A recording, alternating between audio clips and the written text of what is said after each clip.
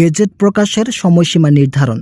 প্রধান উপদেষ্টা বিদায়কালে সুখবর দিলেন, এবার শুধুমাত্র আংশিক বেতন নয়, থাকছে পূর্ণাঙ্গ বেতন স্কেল বাস্তবায়নের সুপারিশ।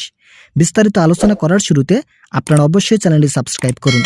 দীর্ঘদিন পর অবশেষে প্রধান উপদেষ্টা নবম পে স্কেল নিয়ে মুখ খুললেন।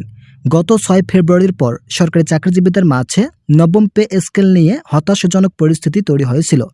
এই পরিস্থিতি থেকে রেহাই পেতে অবশেষে প্রধান উপদেষ্টা কোনো প্রকার সময়ক্ষেপণ না করে সরাসরি নবম পে স্কেল বাস্তবায়নের চূড়ান্ত সিদ্ধান্ত নিলেন। প্রধান উপদেষ্টা বলেন, বেতন বৃদ্ধির বিষয়টি খুবই জটিল ছিল, তবে আমরা এটাকে সহজ করে ফেলেছিলাম। আমরা চেয়েছিলাম এই সময়ের মধ্যে এটি বাস্তবায়ন করতে, কিন্তু বিভিন্ন রাজনৈতিক সমস্যা বিদ্যমান থাকায় বেতন বৃদ্ধি করা সম্ভব হয়নি। তবে আমাদের সিদ্ধান্তগুলো কখনোই নেতিবাচক হয়ে দাঁড়াবে না। আমরা যথাসময়ে সকল কার্যক্রম বাস্তবায়ন করব।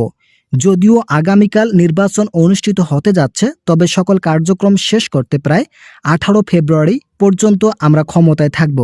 এর মাঝেই বেতন বৃদ্ধি ও নবম পে স্কেল গেজেট প্রকাশের সুপারিশ করা হবে। এছাড়া প্রধান উপদেষ্টা স্পষ্ট ভাষায় বলেন, আমরা বিভিন্ন রাজনীতিবিদদের সঙ্গে বৈঠক করেছি। তাদের সিদ্ধান্তগুলো খুবই যৌক্তিক। আমরা আংশিক বেতন স্কেল বাস্তবায়ন করার পক্ষে কমিশনকে নির্দেশ দিয়েছিলাম, কিন্তু রাজনীতিবিদরা বলেন কোনোভাবেই আংশিক বেতন স্কেল বাস্তবায়ন করলে সরকারি চাকরিজীবীদের মাঝে থাকা বৈষম্য দূর হবে না। তাই তাদের সকল ধরনের বৈষম্য দূর করতে হলে অবশ্যই পূর্ণাঙ্গ বেতন স্কেল বাস্তবায়ন করতে হবে। কেননা ইতিমধ্যে যেহেতু পূর্ণাঙ্গ বেতন স্কেল বাস্তবায়নের জন্য কমিটি গঠন করা হয়েছে, তাই অবশ্যই সেই কমিটিকেই পূর্ণাঙ্গ বেতন স্কেল বাস্তবায়ন করতে হবে। যদি পূর্ণাঙ্গ বেতন স্কেল বাস্তবায়ন করা না হয় এবং সরাসরি আংশিক বেতন স্কেল হিসাবে বাস্তবায়ন করা হয়, তাহলে এটি সরকারি চাকরিজীবীদের জীবনে নেতিবাচক প্রভাব ফেলবে। যারা এখনও চ্যানেলটি সাবস্ক্রাইব করেনি তারা অবশ্যই সাবস্ক্রাইব করুন।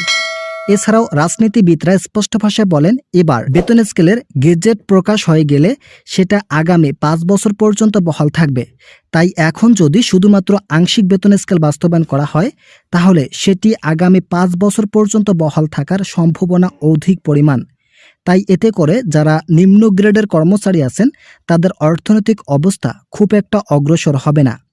যার ফলস্বরূপ আমরা চাচ্ছি পূর্ণাঙ্গ বেতন স্কেল বাস্তবায়ন করার মাধ্যমে সরকারি কর্মকর্তা কর্মচারীদের আর্থিক গতিশীলতা বৃদ্ধি করা প্রয়োজন। যেহেতু আগামী 12 ফেব্রুয়ারি মূলত আগামীকাল জাতীয় নির্বাচন অনুষ্ঠিত হতে যাচ্ছে, তাই এই নির্বাচনে জয়ী প্রার্থী হিসেবে যারা সরকার গঠন করবেন তাদের উপর সকল দায়িত্ব ন্যস্ত করা হবে। ইতিমধ্যেই 6 সদস্য বিশিষ্ট একটি পর্যালোচনা কমিটি গঠন করেছেন প্রধান উপদেষ্টা। এই কমিটিকে দায়িত্ব দেওয়া হয়েছে পে কমিশন কর্তৃক রিপোর্ট পর্যালোচনা করে সহস্তর আঙ্গিকায় তুলে ধরার জন্য। পর্যালোচনা কমিটিকে একটি সময়সীমা বেঁধে দিয়েছেন প্রধান উপদেষ্টা নিজেই। প্রধান উপদেষ্টা বলেন, নির্ধারিত সময়সীমা অনুযায়ী সরকারি চাকরিজীবীরা পাবেন নবম পে স্কেলের আওতায় সকল ধরনের সুযোগ সুবিধা। যেহেতু কর্মচারীরা দীর্ঘ 10 বছর থেকে বিভিন্ন ধরনের সমস্যা জর্জরিত, তাই তাদের সকল ধরনের সমস্যা দূর করে বেতন বৃদ্ধি করার মাধ্যমে আর্থিক উন্নয়নের সূচনা তৈরি করা হবে।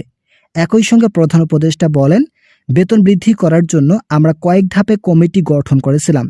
সকল কমিটিকেই সফলভাবে বাস্তবায়ন করতে দেখেছি, যার ফলস্বরূপ আমরা আশাবাদী আগামী 18 ফেব্রুয়ারির মধ্যেই সরকারি চাকরিজীবীদের পূর্ণাঙ্গ বেতন স্কেল বাস্তবায়নের চূড়ান্ত রূপরেখা তৈরি হবে। যারা এখনও চ্যানেলটি সাবস্ক্রাইব করেনি তারা অবশ্যই সাবস্ক্রাইব করুন। এছাড়া প্রধান উপদেষ্টা কয়েকটি সুখবর দিয়েছেন সরকারি চাকরিজীবীদের জন্য। সুখবরগুলোর মধ্যে অন্যতম হচ্ছে শতভাগ পেনশন সুবিধা, সিলেকশন গ্রেড ও টাইম স্কেল পুনরুদ্ধার। এছাড়াও আরেকটি গুরুত্বপূর্ণ বিষয় হচ্ছে গ্রেড সংখ্যা পরিবর্তন। যদিও পে কমিশন যে রিপোর্ট প্রধান উপদেষ্টার কার্যালয়ে জমা দিয়েছেন, তবে এই রিপোর্ট পর্যালোচনা কমিটি সংশোধন করবে। এই সংশোধনের মধ্যে গ্রেড সংখ্যা পরিবর্তনের বিষয়টি গুরুত্ব সহকারে দেখা হচ্ছে। প্রধান উপদেষ্টার সিদ্ধান্ত মোতাবেক যদি গ্রেড সংখ্যা অপরিবর্তিত রেখে বেতন বৃদ্ধি করা হয়, তাহলে নিম্ন গ্রেডের চাকরিজীবীরা খুব একটা স্বাবলম্বী হবে না।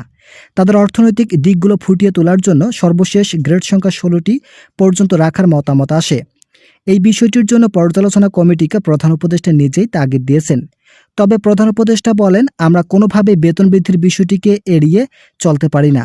যেহেতু প্রধান উপদেষ্টা আমাদেরকে দায়িত্ব দিয়েছেন এবং তিনি 16টি গ্রেড সংশোধন করার বিষয়ে একমত পোষণ করেছেন, তাই আমরা এই বিষয়টি বাস্তবায়নের জন্য অর্থনীতিবিদ ও সংশ্লিষ্ট কর্তৃপক্ষের সঙ্গে বৈঠকে সিদ্ধান্ত নেব।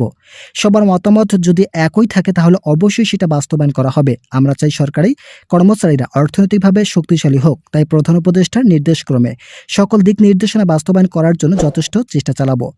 ভিডিওটি শেষ করার পূর্বে যারা এখনও আমাদের এই চ্যানেলের নতুন সদস্য আছেন তারা পরবর্তী আপডেট পেতে অবশ্যই চ্যানেলটি সাবস্ক্রাইব করুন।